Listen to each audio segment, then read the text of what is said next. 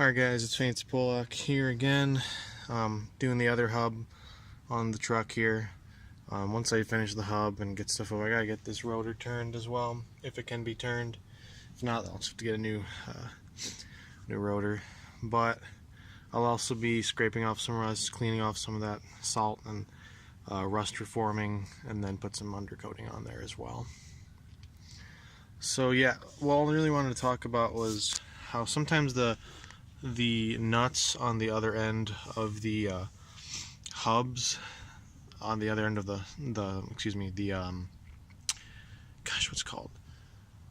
the studs from the hub, sometimes they get rusted. As you can tell, my truck is a Michigan truck. They get rusted. They get a little bit of layer of rust on them.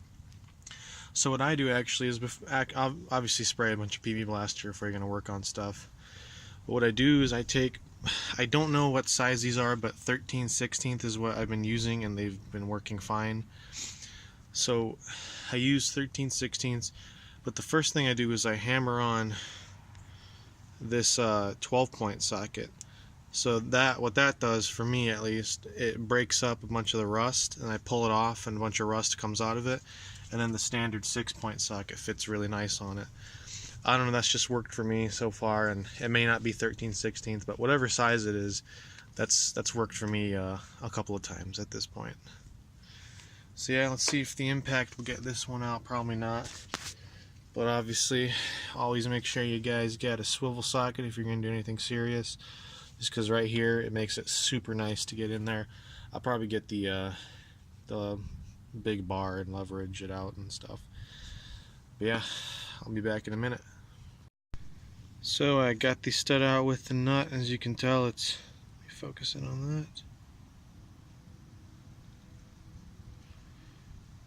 It's pretty rusted on there. So what I might do is get some PB Blaster, turn it upside down, let it sit with it while I'm getting all the other stuff out. And if all else fails, I'll have to go out and buy new nuts, because the new hubs actually come with new studs in them, so that'll be fine for this. But I had the same problem on the other side. Two of them came out with the nuts without the studs, and two of them came out with the nuts stuck on the studs. So I'll just have to deal with that as it goes.